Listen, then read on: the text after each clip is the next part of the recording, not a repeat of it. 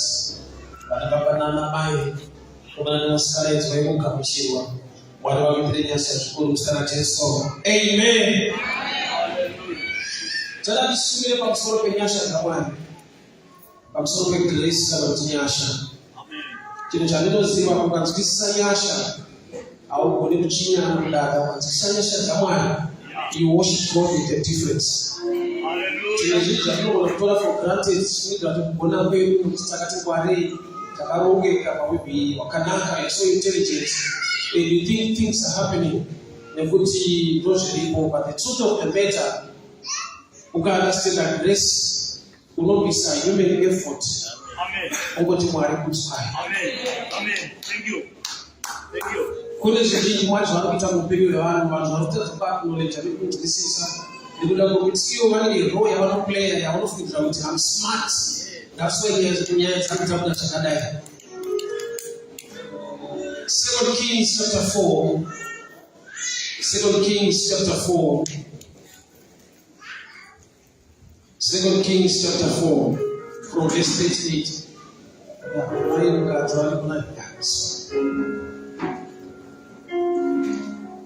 Second Kings chapter 4 from verse 38.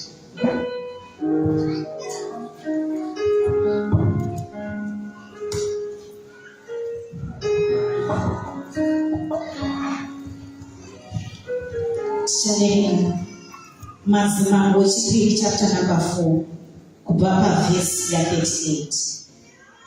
Zvino Elisha akaenda Gilgali. Nzara yakanga iripo panyika. Vanakomana vavaprofita vakanga vagere pamberi pake. Akati kumuranda wake, gadza hari huru, ubikire vanakomana vavaprofita zvokudya. Zvino mumwe akaenda kusango kundotsanga miriwo.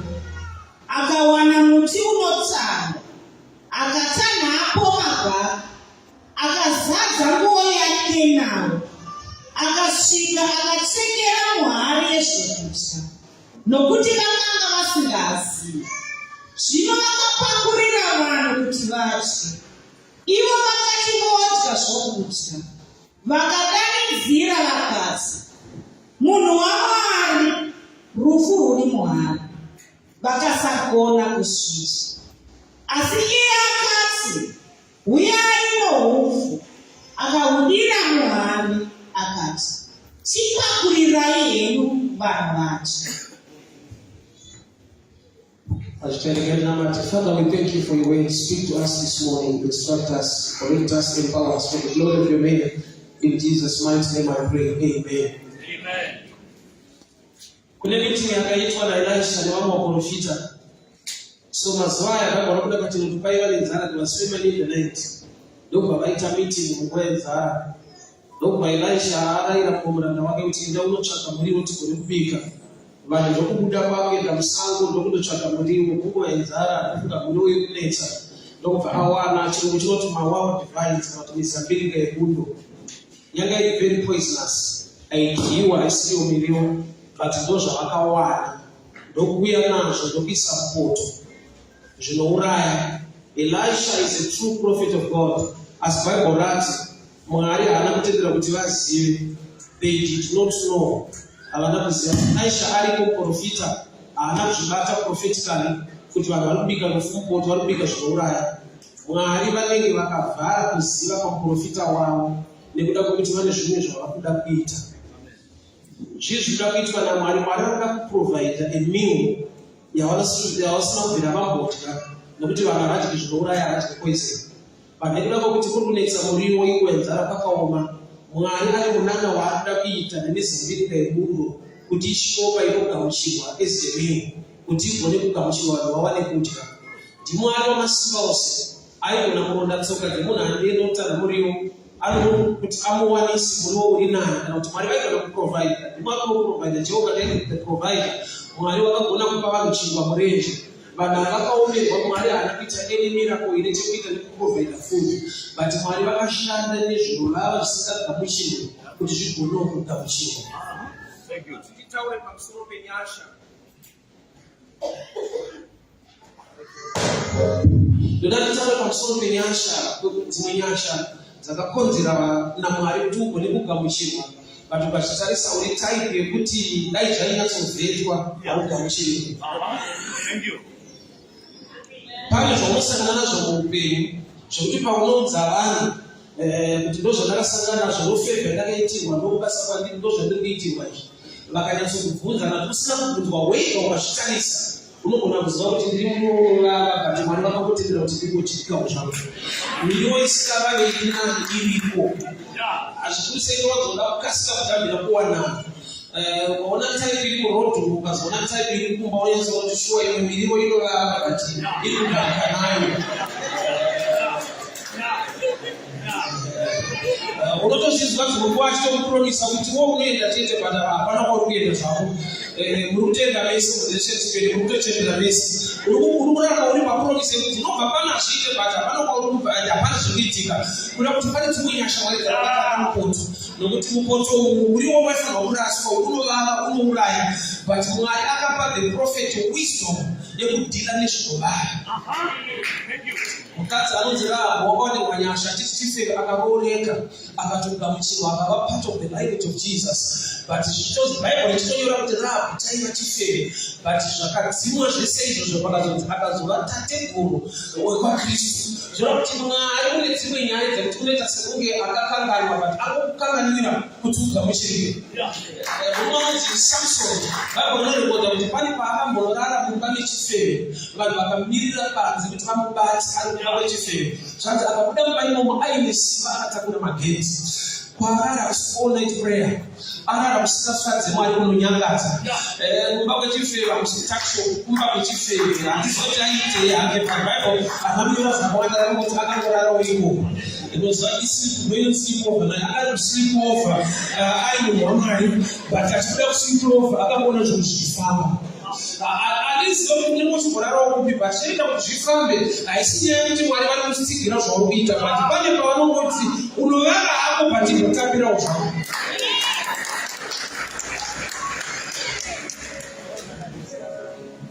Muprofita aripo aigona kuprofita but Mwari vakabvisa the prophetic vakasiya Elisha ari just like ordinary person wekuti in his presence unobikwa poison. Muprofita anomuziva achizvipika nevanhu achinotanha muriwo asinosvika kuti muriwo wamatanha usiriwo. Vanhu vaifanirwa kumirira kuudza muprofita kuti mupoto maita mufu. Prophetically anonyasha dzekutoziva kuti pane zvimupoto zvinouraya but Mwari vatendera kuti muprofita asazviona nenzira iyo. Kune nyaya dzekuti Mwari unodziziva kuti nyaya idzi dzikazivikanwa zvako hazviite. So Mwari unoita kuti nyaya idzodzo dzinyarare kwete nekuti hadzipo but nekuti kune nyasha dziriko dzinodarika zviri kuitika muupenyu hwako. Peter une nyaya dzake dzekuramba Jesu but Jesu haarambe Peter. Muutera hwake hwese nezvaakaita but unoramba achinoda kuti kereke yake Peter aramba akamira.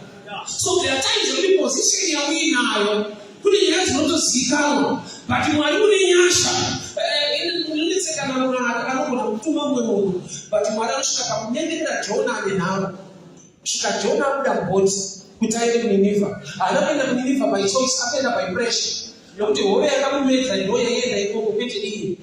Bible inoti hove yakanomurutsira ikoko kuda kuti asikuenda ikoko but amedzwa nezvinorutsira ikoko. Ndimwari vaigona kuraisa another man of God kuti anoita basa kuNinevha but Mwari vakaita sekunge vanosvika pavanonyengerera mumwe munhu ane nharo. Anotanga kwanza kusanyasha uchaona senyasha dzinokupa picture yaMwari anokunyengerera because you can do without him. But pane paanokuvavarirawo kuti umeboita neni. Vari qualified varipo vakangwara vakarongeka varipo. Mwari pane paanokudawo kuti zvako zvikuita wewe. Ungokwana mukusangwara kwako kese nekusaziva kwako kese but kune nyasha dzakamuputira nokuti kana uri mupoto pasina fulawa inoiswa you are very poisonous.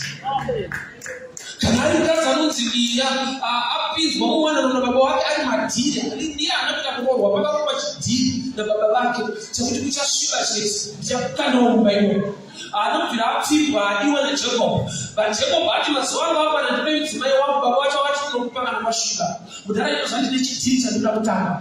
Osakati kunoda kuti nyatsoka kuti zvinhu zvasina kuronga chaita nechidhiri for but chakamukupasa chakadaro. Akabva aiswa mumba imomo mangwana kuseni. Jacob akabuda achipopota madipa mukadzi asiri akuna chinorwadza kuti mumba wako but murume ari kuti hausiriwo. Azvorwadza kuti mumba mouya usikutombodiwa nerume uchinzira kuti hausi type yangu. Ani type yangu. Aliziva kutaura nezvaunoto handiyangokudaro so kuti ndini type dzangu. Babinazona kuti wakukwana kwacho so hausiwo type yacho chaichai. Ani class ani level chacho yaanoda but wakukwaniswa imo mwana ndingakaita chidhiri maneno.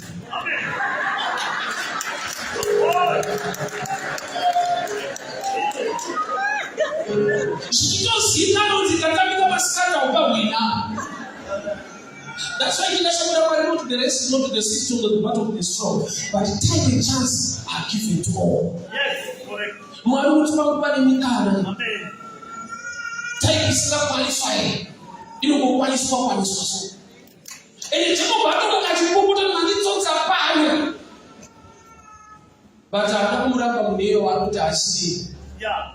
That's what Kumara Abari and Muna and Biwan and Muna Sadi, but from one. Sasa kama sajili kuti wakati funde wani office wasina kufunda wale office wa company hiyo. Akadiwe type yako but type yako ilipo. Kana alipita kukura X Bible moti. Peter akamboda kurawa kereke kana mata. Peter akabuda mjeri. But mazuwa James akabatwa akaurawa. James is one of the apostles, same like Peter. But Peter was spared. The church prayed for Peter. So the church yanga ilipo pakabatwa James. But I don't say church is not a prayer. Nopanda kuti nyaya yekusauka na church ilipo. Kune vanuna matirwa. Kune vasina matirwa. Kune vana issues yekuti vakati kwedu kune nyaya vanoti kuti patsenei hama. Vantu kataura yabo inosunga vanokuizwa. Azvinotanga nhasi kuti kune vanomirirwa kana dzavo dzanetsa. Kuti church pakabatwa James yanga ilipo. But James akashuka pakudani wamusoro church ilipo. Bota ndinogara pasi kuti Pastor James pana pakabatwa. Vakamuita sekunge vasikuzviziva. But pakabatwa Peter, bota ndakati vakume tine meeting, tikakuita first meeting, tine munhu wamwari akakunamatirwa pana. Church yemusambidzana inoraisa vamwe. Yemusambidzana inokuwadza vamwe mwoyo yavo. Vanhu vanotoda kunamata Mwari. But pane pavanotoona kuti Mwari nyange akanaka but chechi yandiri inenge inotisarudzawo. Nokuti kana dzangu dzabatwa vaita sekuva vasikudzidzwa. Uri kuchazoona kwava chiziviso kwedu kwakaitika problem kare. Hauna kuizwa here.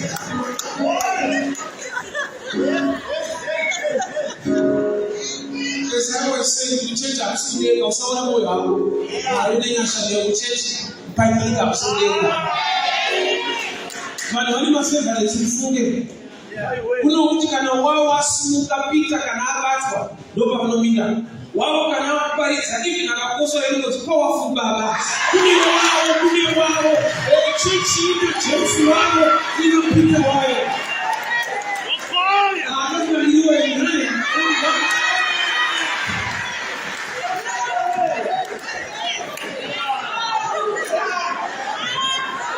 kana mwasanga kashumira nende akugeka kuti anobasika mano sokoriri kubatalika vungu kaina kuso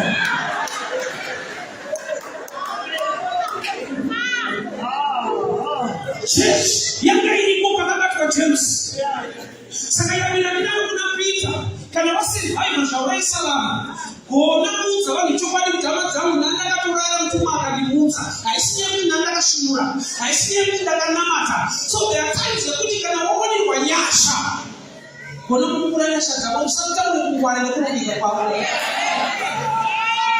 I love people when my altar I think this is when the pastor Linda but then you know you are telling people 6 ways how to make it here I don't go to wanyasha and 6 ways that I don't promise you about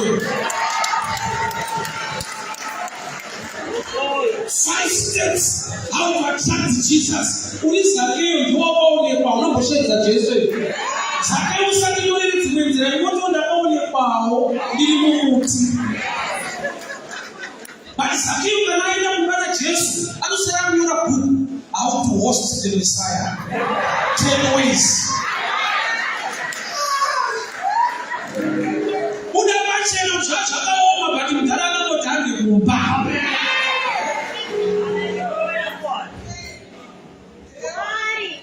Sabine webuda uchike.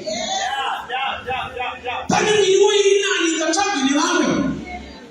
Baki nenda kuti mwana ukwano. Bakata yomsarasa zinopoto mayo. Chakai flower ikukanda mai. I know when you talk of flower we are talking about bread. We are talking about Jesus. And Jesus is the grace of God. Lakini Yesu akapindira unyaya yako. Life yako inolala ichike.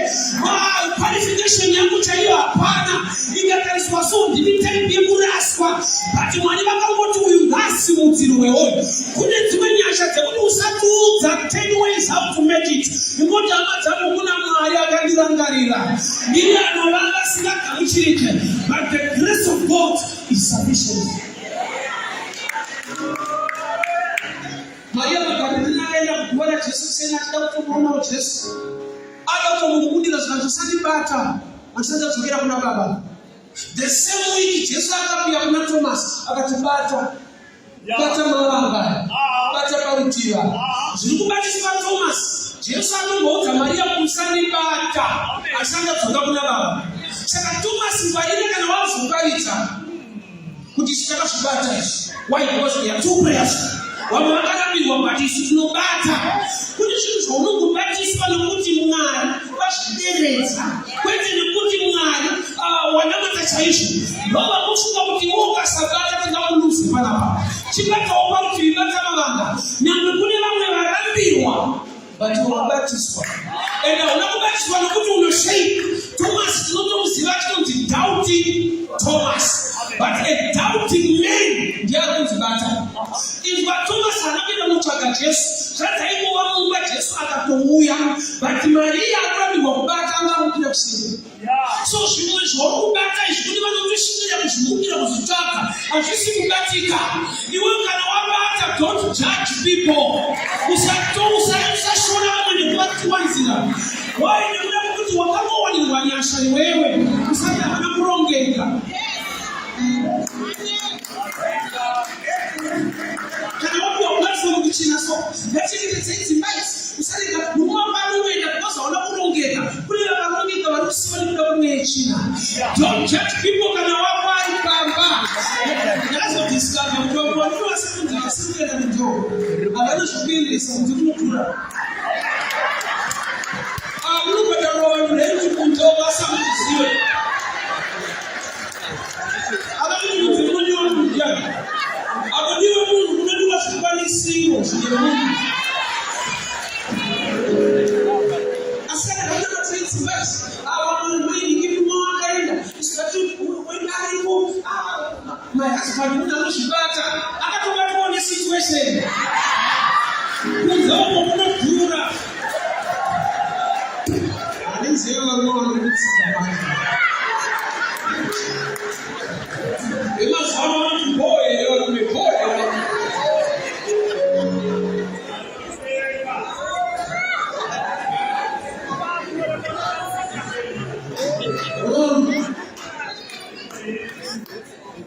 Peter, wamuokalala zvati mangakala mtumwa akamuva akatipfeka singabhandira kungati kuti tiende.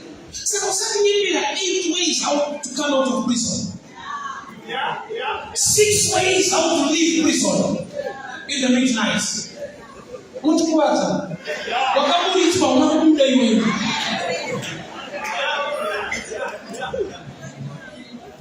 Wamuokatorara. Muraka kwani na nyasha. Tuchichana kusachaje wako titi mwana mchacha naso. Sisi prayer. Pamepata isinya prayer. Samson walala kutifere. Kwa watu kuda wile simba.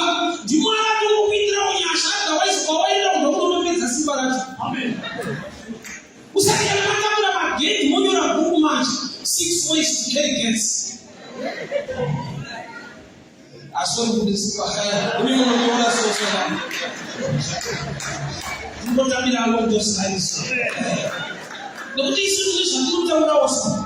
Unaanza kumwona msafiri ni shubira au whatever kuuza maji dry fasting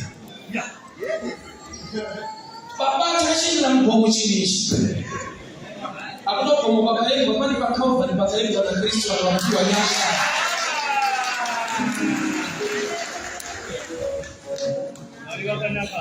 nditono uliona wao Juma kama mso anyasha zao kwa nini tilika mchiki bali gani ndio sisi ngai Uchukoro baadaye kuamka na mtu tutaona wanaenda gani Ameenda kufunza msoro kama mtasi Kamiti kabisa hapa kuona Amen So nataka mtaonoso wa machumbi na mbongo nzani mliko huyo wakakaa kwa flower wakakaa ni wakatika bisa flower sana hata wiki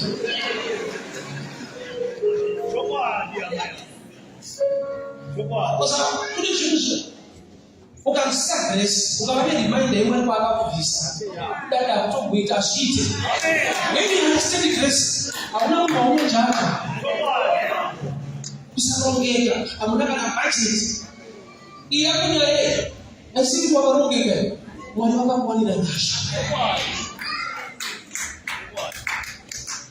kwa hiyo ni wewe ni nani basi mnaanza tena kumprofita sasa mfaka profita kununua wao wewe kuna kurasa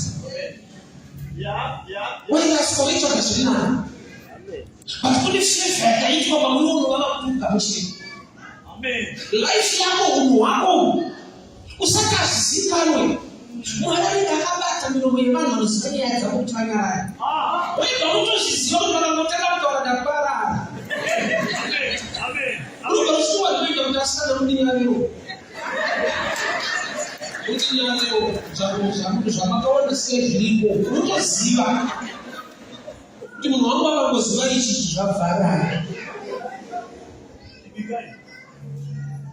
Uliuli mtu wala ukamchika uchiki But mwana kwa kuziba nyasha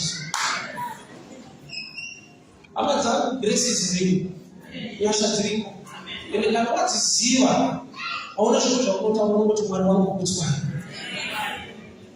Nyasha zoko hama naso Unotsika anotsa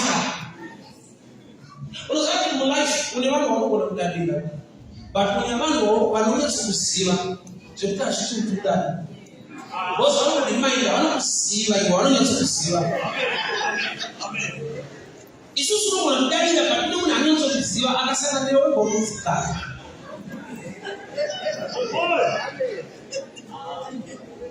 Kwa visipana kuziba shakaiti kano kuziba So iwe ukaranganya kwa visipana shakaiti wanamana Ukasiba kuti unitaike uru wakala ujihiki au kamuchirike Yes Saka nitasi ya nizamini ya rindu mwa Bibles Kutapota atuita watu 6 ways how to become sweet Yeah Paka kwa flower Yes Paka kwa flower hiyo ya kusisina Mwana wati itaike muru Nukujua wati mkuotomaita rufu Nota usumu katika chikinti nuka upili Mtuwa nufupata Uli disaster Amen Paka sharia ni ashata Wala nota ikisiku diwa manji Amen Yes Lord Nakati mwale shunashawani Shuntu ununyala ni mbasa Shuntu wakumbuni wakafunda kushukapaka Shuntu wakumbuni mangi Yani kupala kwa kuchukua Nata pinapina Awakini kwa wafuto Weka washata waki finish Amen Mtajeni mfano tufinisho watopera Wala motimani Mepana kwa mchukua Kwa shakamu na basi Wewe kwa hata uzani Tidiliwe ya msubuni Kwa matidiliwe Yes Mwari mwangu ita unyashi Jumosha wakanzi bata Shakapiri tepe ya mwisha Hey Jumosha wina zwisho Shakapiri tatu Wadivani Mwara But no connection, no start. Amen. Thank you, Lord. Life ya umura na maya. Yaka tatu, wade unishasha.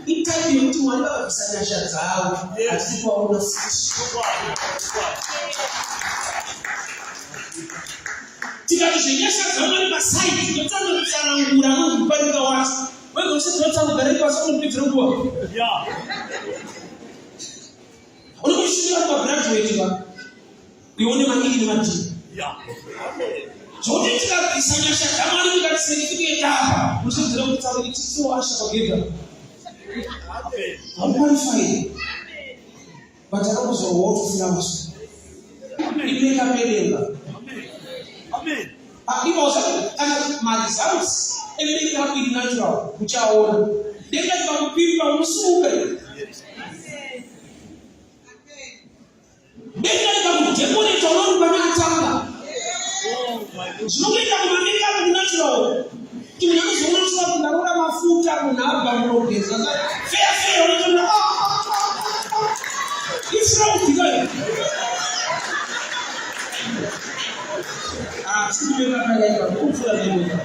To make sense. Changing only my politics. But that's not my person. I'm what? I was young.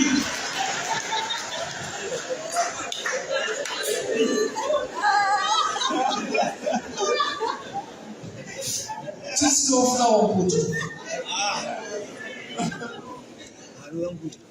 Unojaja wanaona msikaba baada wanakulaiwa. Bawe wanamsikaba yana wasiota wanakulaiwa. Wale kuuba anzu.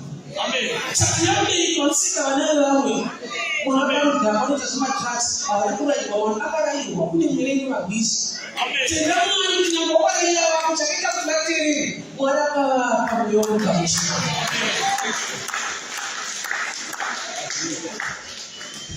That's never been confused out of place when I told my neighbors. Yeah. When you are not a child, I don't want to tease them. But I'm going to teach you. When I say you never you be the one to meet you with Superman. As long as I'm in Stanton, I was an informant in Stanton. He had to let you by action, but some of the time I have said, Amen. But when I want to sorrow again. Thank you. When you understand the grace, I want to watch you.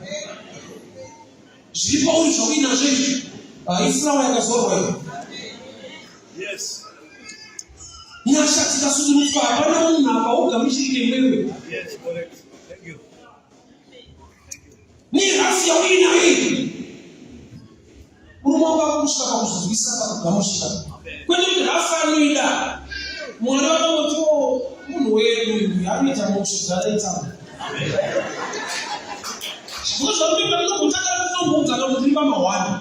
But my one is a gift. I don't know if I'm going to know something by my one thing. But you say, my one now. My one is a super. But my one name. Amen. To check that is my one name in the house. And to my one, what's my name? Teach you very well.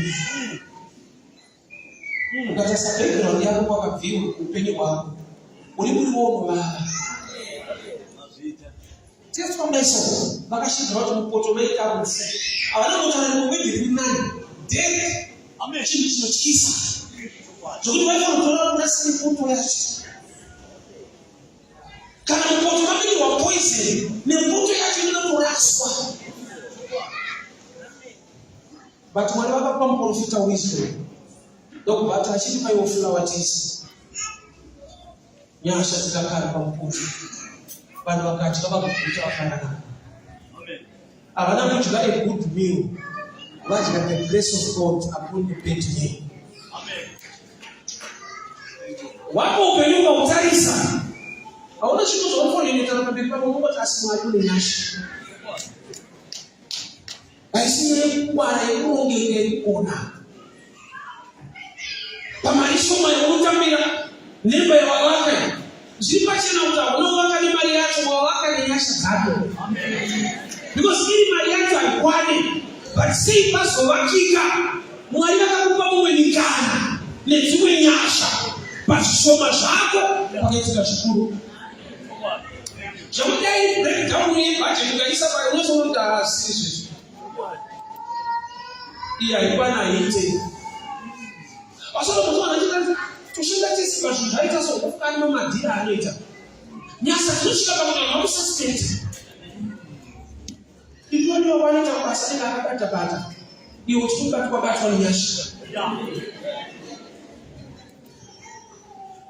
Pane kumwe kugamuchirwa the spirit of acceptance, the gift of acceptance, the grace of acceptance. Zvokuti wega unotoshaka kuti bata vanhu vanozvizvadira. Parinda vachingondidanoso.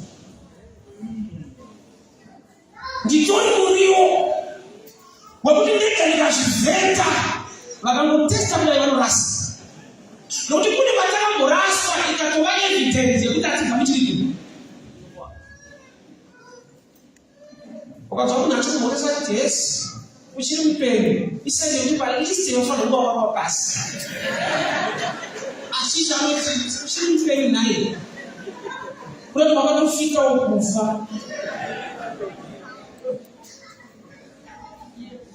Isende iyoyo kuti vanhu ava vane basa nevanhu. Leo wakati basa dala nyasha zamani dzakakuchengeta. Mugwagwa wandinofamba hamuna kudhiraivha, mune madhiraivha ari kunesa.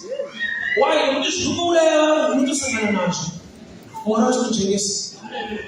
Uri correct unodhuma nemunhu ari wrong wotofa.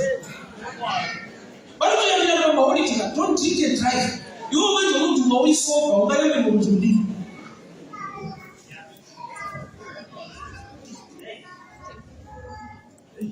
Haisinyai kuti une zvaunogona sei, kuda kuti timobvisa human effort, timobvisa credit paintelligence, tibvise credit pabeauty, umoti asi Mwari une nyasha dzamagesa muupenyu hwako. Zvatadzwa nevamwe vakatitendera kuita. So ndikaona vamwe varakukundikana ndigone kuvatsvinyira. Jesu anobvunza vadzidzi kuti munonditani, vanhu vanonditani. Vakati vaonoti Isaya vaonoti Jeremiah ndisisowa asi munonditani. Zvanzi vese vakamunyarara. Peter ndiye akati muri Mesaya. Jesu ndokubaziva kuti Peter zvaagona anogona kuzozvitutumadza. Rega ndigara netopayambiro. Jesu ndokubati Peter, nyama neropa hazvina kukuzivisa. Asi kuti Baba vari kudenga ndivo vakuzivisa. Munoti hauzivi wazivisa. Sokuti Peter akasaudzwa izvozvo anozoti Jesu aenda oti muna wamwe wake. Vakomana maRevhati nawo pamusoro paKristu. You must be serious pakunamata kwenyu. Amen. Be prayerful, guys. Mwarakuta achitaura newe. Upote uchioneswa sikuonekwa. Saka Jesu akagara achikamvura. Ndokuvatora pamberi pevanhu kuti Baba vakuzivisa. Agawedza wakafana nevamwe vamuzivi. Dzingori nyasha kuti Baba vakuzivise. Zvinhu zvandinofunza kuti tinogona kuti uri kugonesa. Zvinhu zvandinofunza kuti tinoziva kuti uri kutoziviswawo. So ndikaona asingazive Mwari vandizivisa, I will not judge. I will stay with my brother. Waine kuti dzangu guru inyasha chete. Hapana zvandinganokudza kuti ndakazodai so hapana. Ukoti asi Baba vakangofungawo kuti ndizive naiti. So ndiye afuna kudavira mumwe wake Rachel. Titakumba maisha tinodiwa kuri kupi. Ziva kuti makarorwa usiku. Veusiku imbonyara masikati hazvikudezvo. Fera masikati. Mubvunze kaJehovha. Kwatoyedza kanoshedzera kuti matamba hiti. Unokwaniswa kubeka rimaso. Ndichipinda kusati kwaedza kasikawapinda. Pakaita chiedza chete muonezo kuti handisitapinda kamuchipinda. Dai Mwari atiwanira nyasha. Ndiwo ari mujaja kutera wevanhu sekunge wakazviita nesimba rako. Ukaunderstand grace, you become humble. Ukatoona uchidada usati wachibata. Vakunyasha ndozvati ukanyatsa kuzvinzwisisa hauna munhu waunodadira kana. Kana kupika sokuti wakapenda mwari kumenyasha. Hazina zodaka kuona ndina zodaka yakasibala. Makamuti ndinokuti baba mweso. Jika.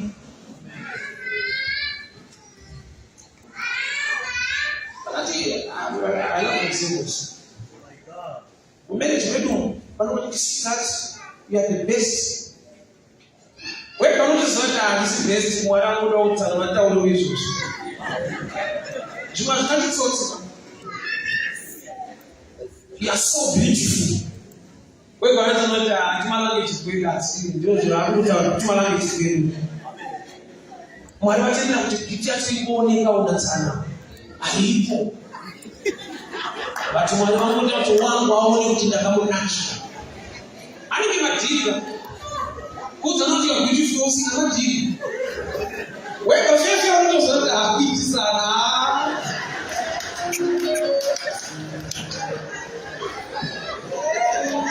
Shiti cha Jehova kwa hiyo ndio tufanye. Sasa kama unaona zio hizi na unaona basi. Shiti cha mani cha kwani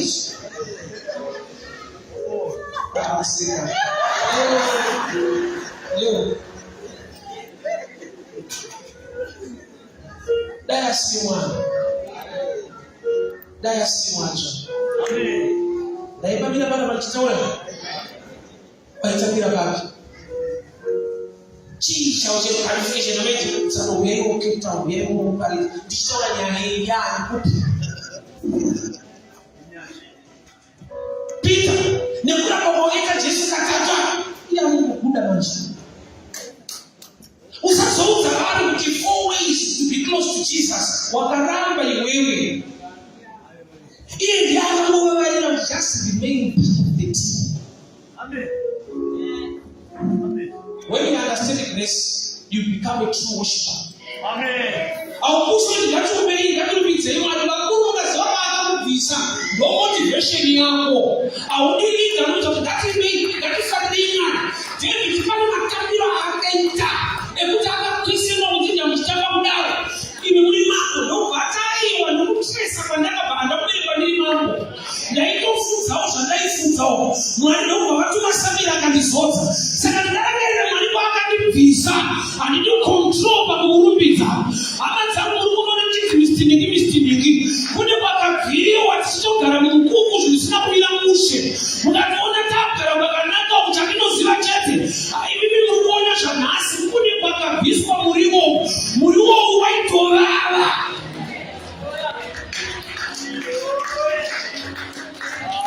hauna kutanga zvakadai unotivhara unotinimira zvako tikadzoka pamashure bichana tinonyatsoona bakabviwa pacho kuti taimi yekuti wananyana kwa Facebook anaenda kuona mdara. Akaona mdara waitiza. Atanoma bonasta. If I saw you and before. You are picture before. You also not as no more in there. Tu sabari mu. Eh.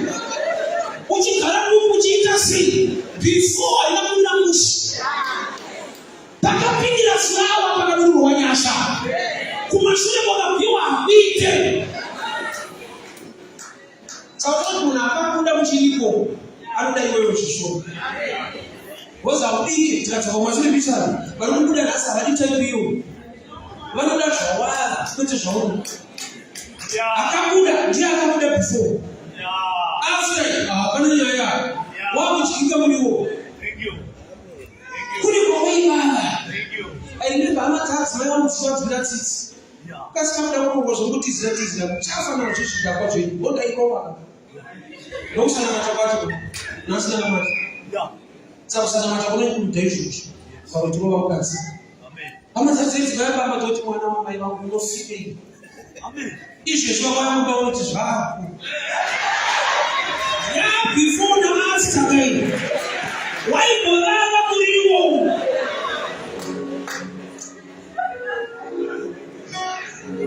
Asibakimentiliyo, Yesu apindiro. Ana tsaida msuti tsawa kwa kuti mwanama inosire. Taisemesa. Alibeba mwanataka mpaliza.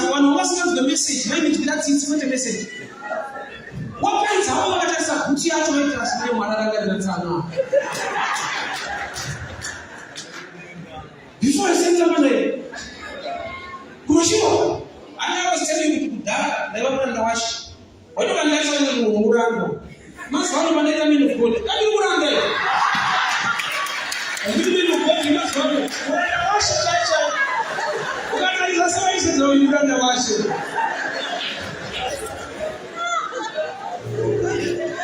Why are you? But I try to test you to the same purpose. But spontaneous poison, you don't share the past. You don't have to say the bottle. But my manager, I won't tell you select your way. Amen. It's not by might or by power, but by the Spirit of God.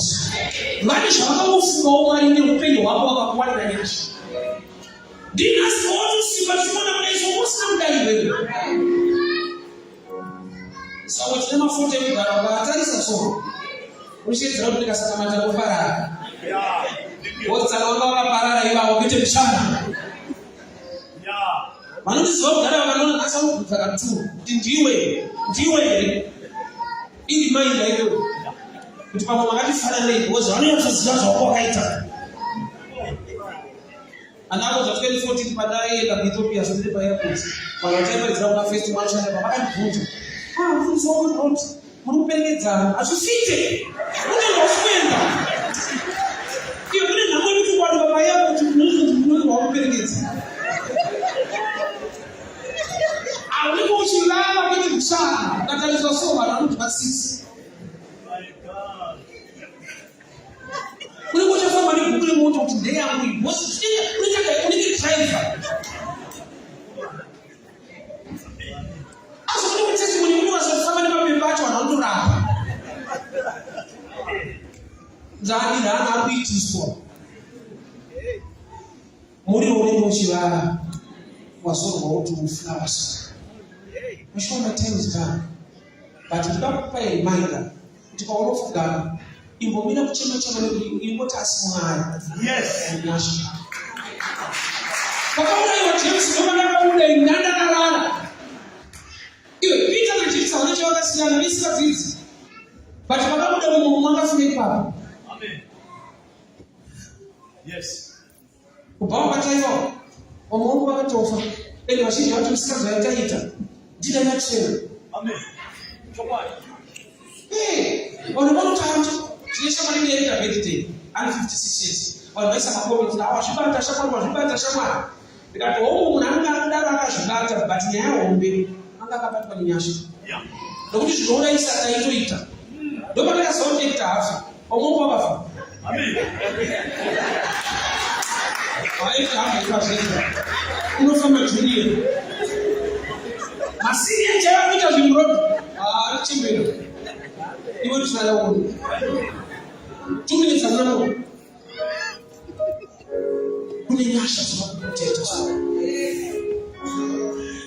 Mwana hapa sukuri. Shahidi kama show. Katika mshirika hakuna unaangalia.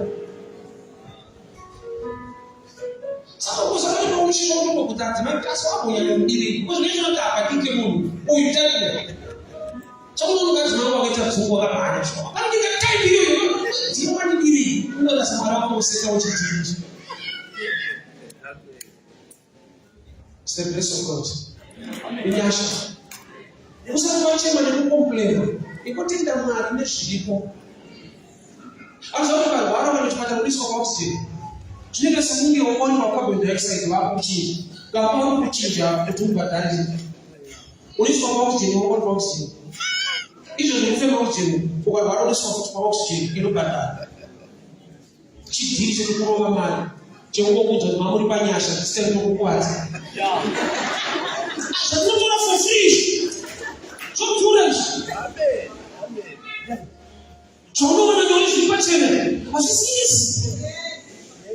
Sana sana ni mtu wa ukike ni wakawara. It's about the grace of God. Buruni nyasha tigasha ikatino parara. Yesu alimba vaya katufikia testimony. Bavaya ile testimony shi. Ndio watu wanaona bosta kana Abraham. takadzibvawo ndikabvaiko ndikatevera Mwari pamwe ndakasiya zvakaipa ndikataka kufamba naMwari tsotsi rinongoti ndindaramo dzandei. Hakuna chechi yakapinda, hakuna chikuru chakabviswa mudharapo kuti ndio ndochavadzwa mudenga anaangeya iwe takaita makrusade tatane ndikashingirira kuti ndaiba but ndikuru unofanira mudenga risiriwo.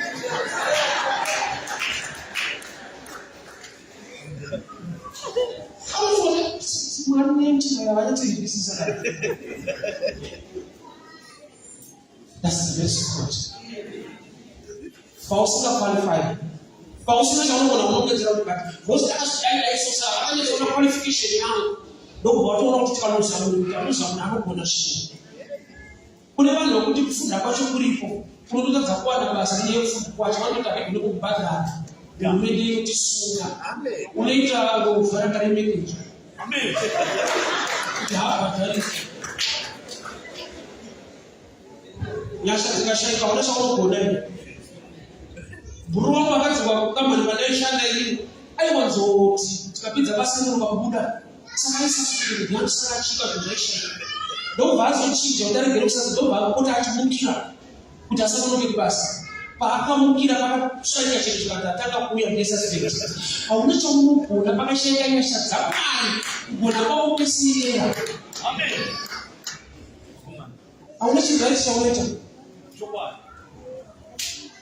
ukochena sanoti nzenze ukasachena ane uchina ose vanhu vacho hana kwavo amapfekera asaka kuchena kakasima katoisasuspect pfeka zvine uchina chena sokuti jangisi haina kwako anoenda every side ine munhu wrong.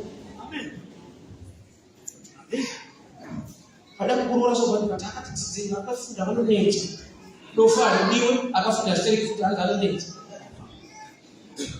wega kuti unyumwa kuti pane mweya wonyumwa kuti vari kudizeza nobisa mweya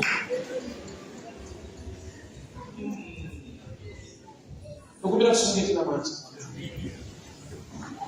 namata wakone mwangu ndekuda kutenda mari nenyasha wandataura kwaari anozviziva kuti vakuru tiritori miriwo inovava tirakaburisana kachena ndakauya sei muno ndinogona ini ndinoshanda kupi ndaachivheri wotarisa time yako yacho hakuna zvakadaro.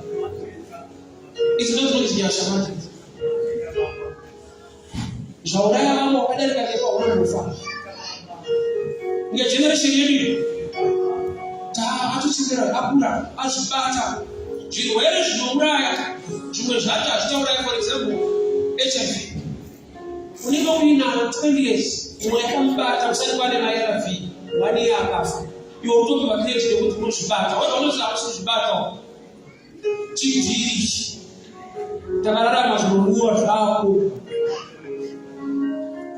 ngatizokorore dege rafu padzokorore papa zviri muropa ravo zvinouraya within a year zvakauraya vakawanda chaita kuti urarame wararama mudispensation yekuti Mwari vakatendera kukudisazve mapiritsi anomusastena. So kana utori positive nonyasha hombe nokuti kuva positive yainova death sentence. Saka unokuchira vanhu kuti vakafawo usingazvibate newe hauzvibate unacho but uri mumwaka wekuti unoraramika chiripo.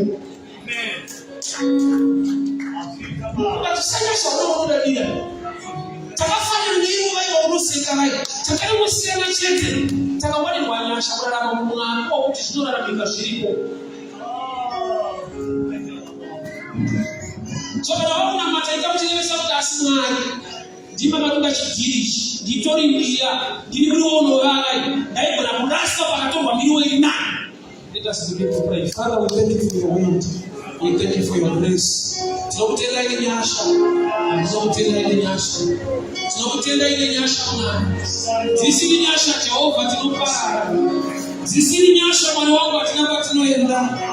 Nyamene Maria ndinotambira nebasa ndinoshanda. Zisiri nyasha Mwari wangu imba yaivakika. Zisiri nyasha Mwari wangu nemotokari yaitengeka. Zisiri nyasha Mwari wangu andaigona kubata nyamwe zvandakabata. Muri Mwari wakuti mafunga nezvaupenyu hwangu makadurura fulawa pamusoro pelife yangu yakazara kuvava. Imi Mwari makadurura nyasha life yakazara kuvava ndinozambirika webundo asi muri mwana wakadurura nyasha mucheno wakatendeka mayoma sinose wakarurama odenga anogona anotida baba. We thank you for your grace. We thank you for your grace. We thank you for your grace. We thank you for your favor.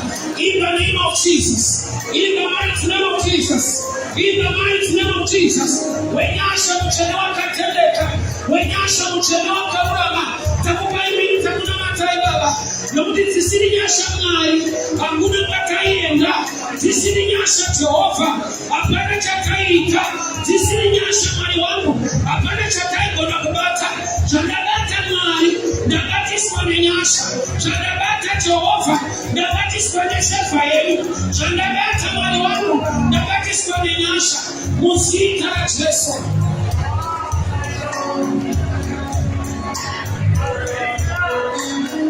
Thank you, Father. Thank you, Jesus. The guy that passed down to the verse, Mark 16, verse 7. Go and tell my disciples and Peter. Go and tell my disciples and Peter. Is here and Peter. Rinotaridza kuti Jesu paati my disciples anozwa kuti church my disciples pavakanzwa kuti Peter aramba Jesu ka3 vakamuisa paspecial. Is not part of the team. Vakamujaja. Saka Jesu paanotaura vadzidzi vanotisana neGarirea anobva ati uye naPeter. Peter is one of the disciples. There is no need yekuti ati uye naPeter. But sei akazotaura vadzidzi vanotisana neGarirea uye naPeter. Alikuti church kune problem yekujaja nana namwafundikana. Amen. But even in Yasha, the thing you start, I don't want a problem. Amen. Thank you. It was a Yasha that is the Bawi. Money Bawi to Manaska and Havarovi. Let's go in a chain. Uye na Rose. Don't go let him back. But that's a man. I'll put it in the Utalis. But you are doing a Shabana to one. But you are my stance, but one of me can my Nati Alagabuli, never. That was sweet and Ukangano, Nari Ukangano, but Panopi or Yashabano for your face. My Nati, go and tell my disciples and Peter. But you are moving to a Tislam, Usakano Peter to program. Amen. In your sentence. Thank you. Kutoka kubajisia kutipita hapo kwa church. Amen. Akatoka kubajisia watu kujaja hata mzima. Bali ndio yake ndio kama kanisa watu kujaja. Basi Yesu anatukana mambo za sana Biblia. Uye na Peter. Amen. Thank you. Bali usibuya leo.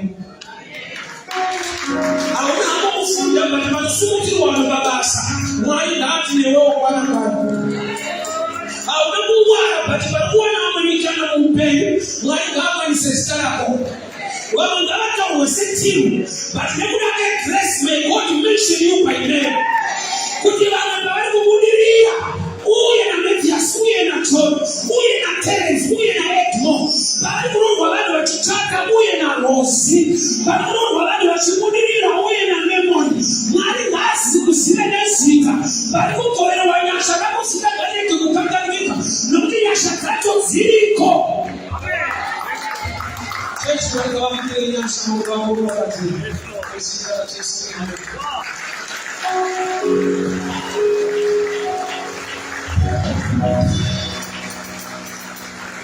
I want us to open the door for our Sunday offering.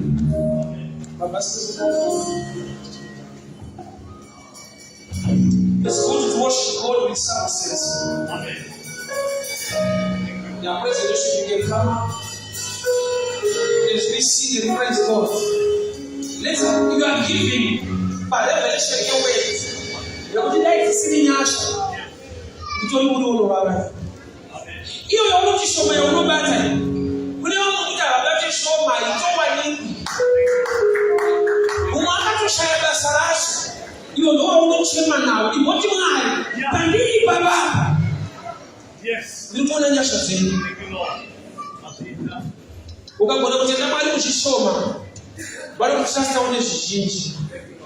Let to appreciate God muchisoma zvauinazvo. Let to appreciate God mukuvaka imomo ikuti Mwari mukuvaka kweso mandipo ugara.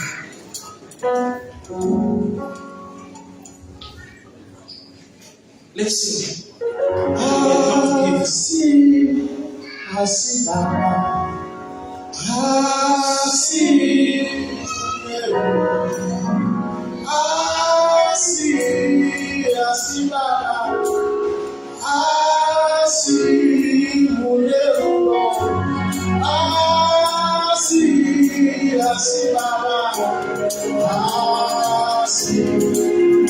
Appreciate God, appreciate God, appreciate God. Appreciate God, ukisoma chako, ukushauriwa kwako, unamo ya winayo, ikiwa nyasha zenu appreciate the grace of God. Appreciate the grace of God. Especially the foreign lands. We need a little of appreciate God, appreciate God. Appreciate God. Thank you for His grace. Thank you, thank you, thank you, thank you. Appreciate God, appreciate God, appreciate God. Appreciate Him for His grace.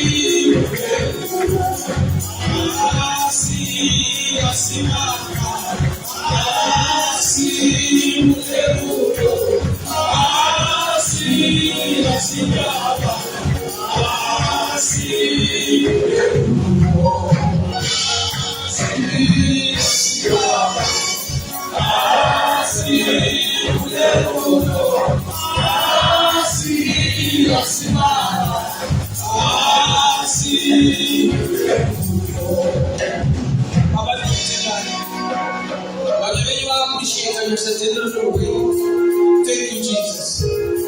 Thank you, Jehovah God. Takutendai Baba, vana venyu vakushumira nyangwe nehomwe dzavo. Vachikutendai nekuda kwenyasha munyika yavatorwa mukuoma kwezvinhu Mwari. They are appreciating your grace. I speak blessing over their families. Kumabasa avo ngavapromotwe, nyasha ngadzidururwe, pfuma ngaibatike, marelationships avo Baba ndinodeclare michato. Favor inobva kwamuri Baba ngazvibatike zvavanoshuwira, nyasha ngadzidururwe Baba, zviratidze mukuvana kweeconomy kuti munadzo nyasha dzekuti venyu vanokutendai muvape kubudirira nekukunda. We thank you for your grace. In Jesus' mighty name I pray. Amen. God bless you.